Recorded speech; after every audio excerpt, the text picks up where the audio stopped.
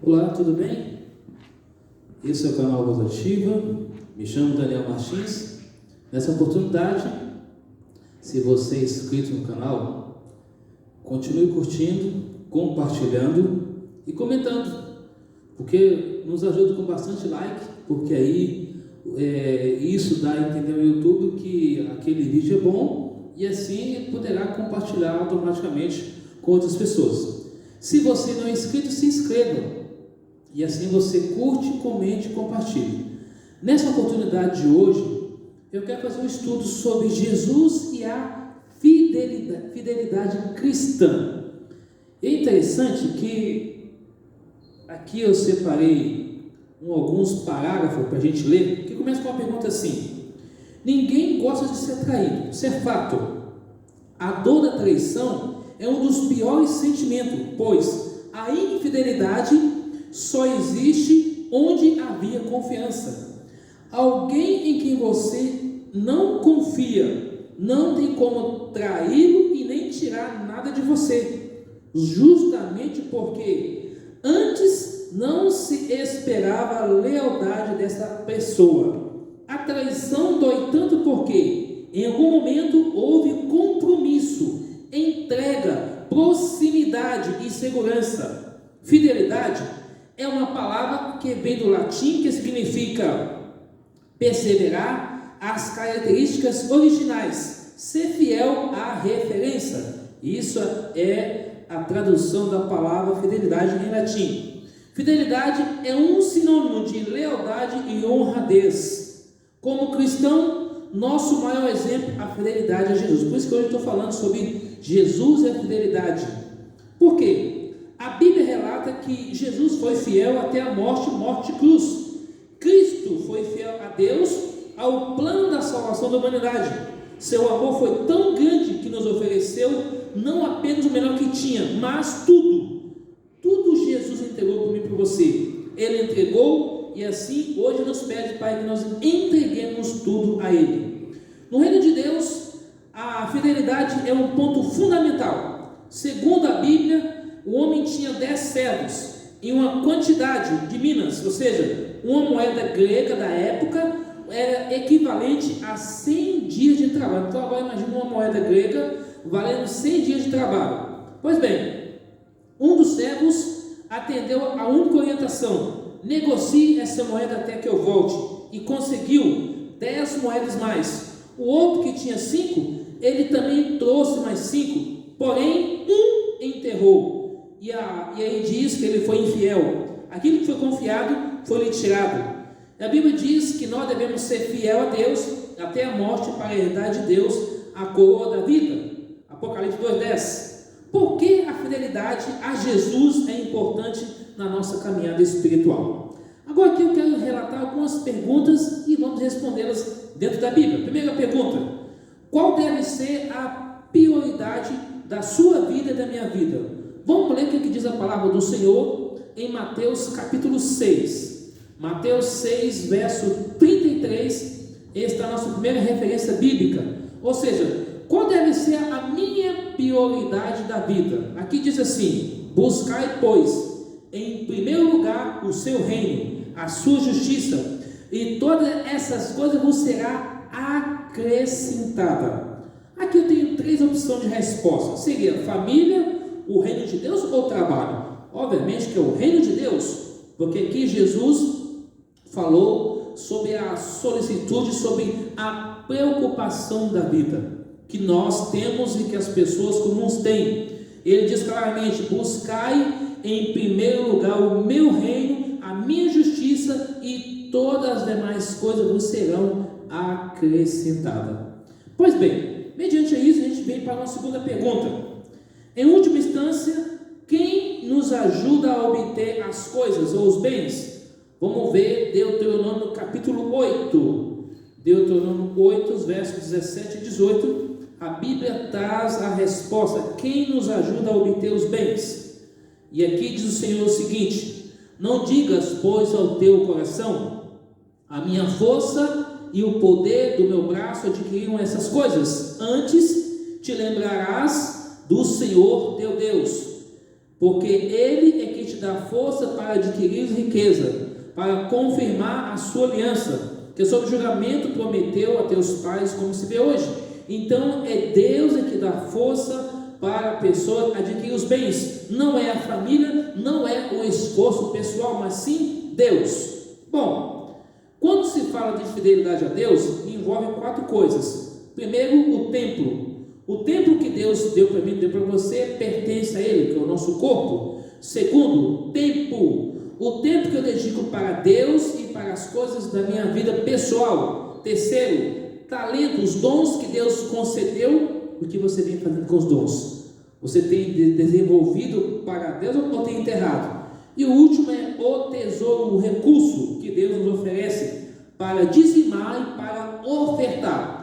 Aqui também se pode colocar também como uma outra sigla, ou uma outra verdade. A verdade sobre o dízimo e sobre a oferta. Isso encaixa dentro da fidelidade a Jesus. Olha o que a Bíblia diz em Gênesis capítulo 28. Gênesis 28, os versos 20 até o verso 22, diz assim: tendo levantado cedo Jacó, vou começar pelo verso 18, tá? Tendo levantado Jacó cedo de madrugada, tomou a pedra que havia posto por travesseiro, a erigiu em coluna, sobre cujo topo se entornou o azeite, e no lugar, a cidade que outrora se chamava Luz, Jacó deu o nome de Betel. Fez um voto Jacó a Deus, dizendo: se o Senhor Deus for comigo e me guardar nessa jornada que empreendo, me dê pão para comer, roupa que me vista, de maneira que eu volte para a casa em paz do meu pai, então o Senhor será o meu Deus, de maneira que a pedra que erigi por coluna será a casa de Deus, e tudo quanto me concederes, certamente eu te darei o dízimo. Então notem que Deus pediu para que Abraão devolvesse a Deus o dízimo, e ele então fez como pacto a Deus, e assim Deus o abençoou. Então, quando eu devolvo o dízimo na casa do Senhor, é para a pregação do Evangelho de Jesus Cristo.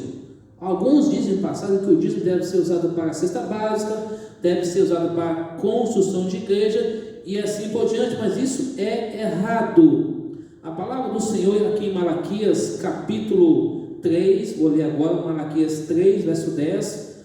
Olha o que diz a palavra do Senhor em Malaquias 3, verso 10.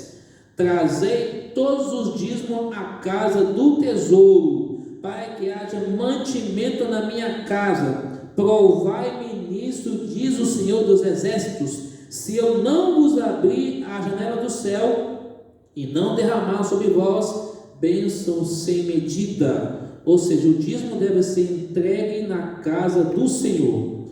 Ah, mas vós age de forma errada. Isso já não é problema meu e nem seu. Devemos entregar na casa do Senhor, e aqueles que vão administrar, se fizer coisa errada, vai ver com Deus no dia do juízo final. Portanto, o dízimo é usado e entregue na casa do Senhor. Agora, para que serve o dízimo? 1 Coríntios capítulo 9, versículo 13 e 14, a palavra do Senhor diz assim: não sabeis, os que prestam serviço sagrado do próprio templo se alimentam, ou quem serve do altar tira o seu sustento? Assim ordenou também o Senhor Deus aos que pregam o Evangelho, que viva do Evangelho. Então o dízimo é usado para a pregação da palavra do Senhor e para a manutenção do pregador da palavra de Deus. Pois bem, quando a gente vai para o Antigo Testamento, em Números capítulo 18, número 18, verso 21, vai dizer a mesma coisa. Números 18, verso 21, assim diz o Senhor: aos filhos de Levi dei todos os dízimos em Israel por herança, pelo serviço que prestam, serviço da tenda e da congregação. Então naquela época existia sacerdote que ficava no templo ministrando todo o serviço do santuário terrestre, de acordo com o modelo do céu. Então as ofertas e os dízimos que era entrega ali era para a manutenção dos levitas na casa do Senhor. Portanto, o dízimo é usado para a pregação do Evangelho.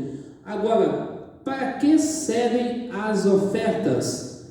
Vamos para Êxodo capítulo 35, estou abrindo a minha Bíblia aqui, Êxodo 35, verso 29, assim diz o Senhor: os filhos de Israel trouxeram oferta voluntária, a saber, todo homem e mulher, cujo coração o dispôs para trazer uma oferta para toda a obra que o Senhor tinha ordenado, fizeste por intermédio de Moisés. A oferta é usada naquela época para a manutenção do templo, e o dízimo é usado para pagar o salário dos levitas, que ministravam o serviço no santuário de Deus. É como hoje na igreja adventista do sétimo dia funciona da seguinte forma: o dízimo é usado para pagar professor de Bíblia, instrutor bíblico e pastores. Um pastor adventista, ele estuda 4 anos, e ali então ele é chamado para o ministério, ele vai tomar conta de um distrito. O que é um distrito? Um distrito é composto de 3, 4, 5, 9 ou mais igrejas. E não é como os pastores por aí, que fica um pastor para cada igrejas convencionais por aí. Não é isso. Mas dentro do contexto, um pastor adventista, ele se forma e vem ser pastor da igreja adventista e fica à disposição do ministério 24 horas. Como eu sou evangelista também, eu recebo um dia de curso do órgão central da igreja aqui em São Paulo, a Associação Paulistana, para fazer o trabalho de evangelismo na região aqui de Cidade Ademar, zona sul de São Paulo, que compreende 3 igrejas: Cidade Ademar, Vila Joanesa e Jardim São Carlos, onde o pastor titular é o pastor Gessé. E então eu auxilio ele nessas 3 igrejas aqui ajudando. Então eu recebo um ajuda de curso para fazer esse trabalho. Embora às vezes esse ajuda de custo ele cobre parte dos gastos que eu tenho pessoal, entre família e outras coisas pessoais, às vezes falta alguma coisa, mas Deus sempre providencia algumas coisas assim que vamos caminhando. Mas esse ajuda de custo eu trabalho nisso já faz mais de 20 anos, desde Minas Gerais, Belo Horizonte, aqui em São Paulo, Mato Grosso do Sul e outras cidades também, e assim a gente vem caminhando pela graça do Senhor. Lembre-se que a oferta é para manutenção da igreja, ou seja, para pagar a conta de água, luz, imposto, produtos de limpeza. Se a igreja não tem alguém voluntário para fazer, contrata, registra e paga a pessoa para fazer aquele trabalho de limpeza da igreja 3 vezes por semana. Então a oferta é para isso, além de manutenção do templo, além de comprar a cesta básica, a oferta é para isso. O dízimo é usado para a pregação da palavra de Deus. Aqui tem mais um texto bíblico também que está em 1 Crônicas. Eu vou abrir na minha Bíblia aqui, você pode abrir a sua aí. 1 Crônicas capítulo 29. 1 Crônicas 29, versículo 9 e depois o verso 16. O versículo 9 diz assim: 1 Crônicas 29, verso 9, diz assim: o povo se alegrou com tudo que fez voluntariamente, porque de coração íntegro deram eles liberalmente ao Senhor. Também o rei Davi se alegrou com grande júbilo. Então o povo se alegrou com as ofertas que eram levadas ao templo do Senhor. Verso 16 do mesmo capítulo 29 de 1 Crônicas: o Senhor nosso Deus, toda esta abundância que preparamos para te edificar uma casa, e o teu santo nome vem da tua mão, e da tua mão é toda sua. Ou seja, Deus dá e você devolve. Quando eu devolvo o dízimo, Deus pede 10%, embora não precise de dinheiro, porque Deus é o dono da prata, mas 90% é meu e 10% é para Deus, como ato de fidelidade, como ato de amor, ao devolver o dízimo. Eu não pago o dízimo, eu devolvo. Pagar é algo diferente. Agora a oferta é voluntária, é de coração. Você pode doar tanto faz, 5 real, 10, 20, 50, 100 real. A oferta não tem limite, é entre você e Deus.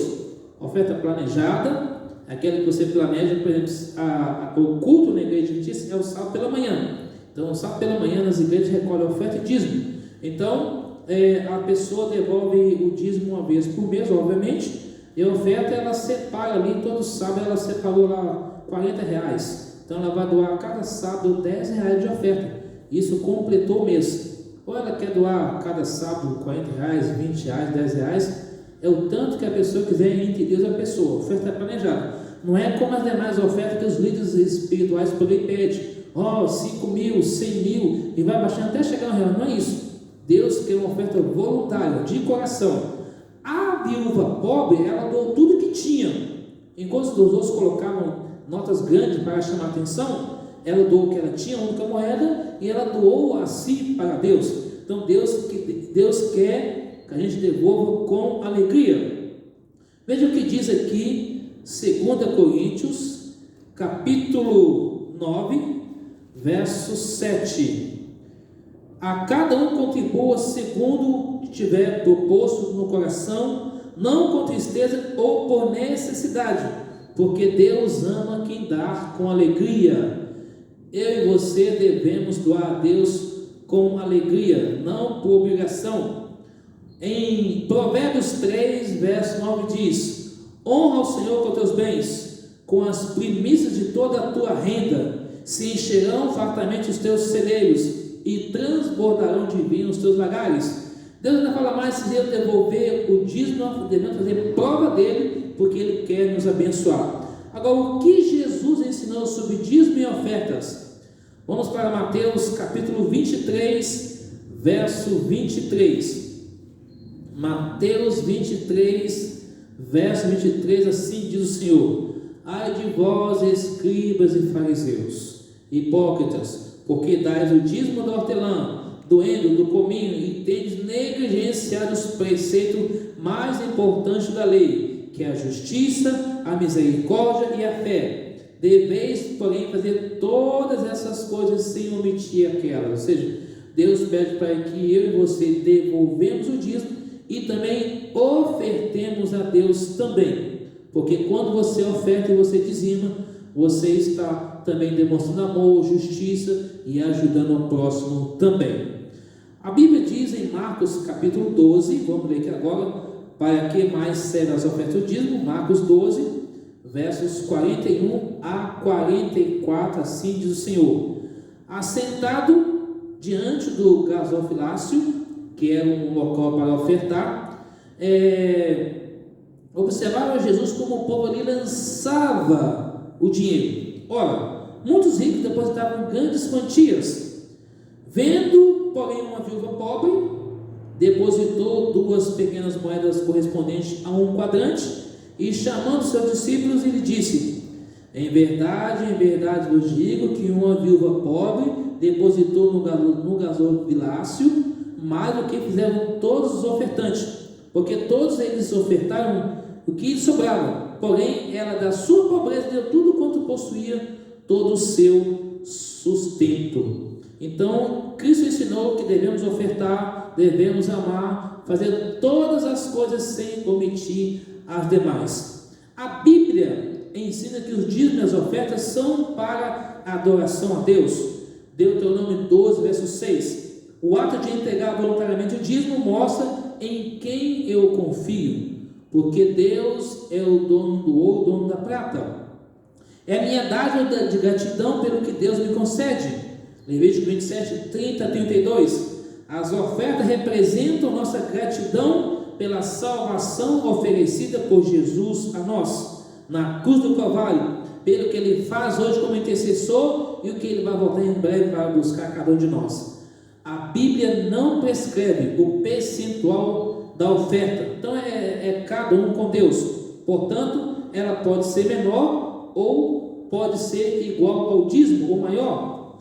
Os dízimos e as ofertas são um meio fundamental para cumprir a missão de pregar o Evangelho a todo mundo. Mateus 24, verso 14. Agora vem uma pergunta básica: como você se sente ao ver que Jesus fez, faz e fará por você? Então lembre que ofertar, você oferta para Deus por amor, e o dízimo você devolve como gratidão e como fidelidade a Deus. Devemos entender que Deus entende e Ele pede que você devolva os dízimos e as ofertas na casa do Senhor, como uma forma de honra, de adorá-lo, de entender que Ele quer que eu e vocês sejamos fiéis a Ele, Portanto, devemos entregar tudo nas mãos de Deus, porque todo recurso que Ele dá é dele, e nós pertencemos a Ele. Portanto, nossa vida, nossos dons e tempo deve ser dedicado à pessoa de Jesus Cristo. Quando fala mordomia cristã, quer dizer administrador de bem de outros, e assim Deus deixou a gente para administrar. É uma responsabilidade do ser humano essa relação a tudo que Deus nos confiou. Cuidado com o corpo, porque nosso corpo é templo de Deus, nós somos filhos de Deus. A aplicação dos talentos que Deus deu a cada um de nós, cada pessoa deve colocar os dons a serviço de Deus, para que possa controlar o tempo, glorificar a Deus nossos bens materiais, porque tudo pertence a Ele. Devemos administrar bem os recursos que Deus nos deu e perseverar em meio a tudo isso, entender e cuidar também de tudo que Deus criou para nós, porque breve Ele vai voltar e quer que nós estejamos prontos para o encontro com Jesus. A Bíblia diz também que as ofertas é o caráter pessoal e voluntário entre você, entre eu e Deus.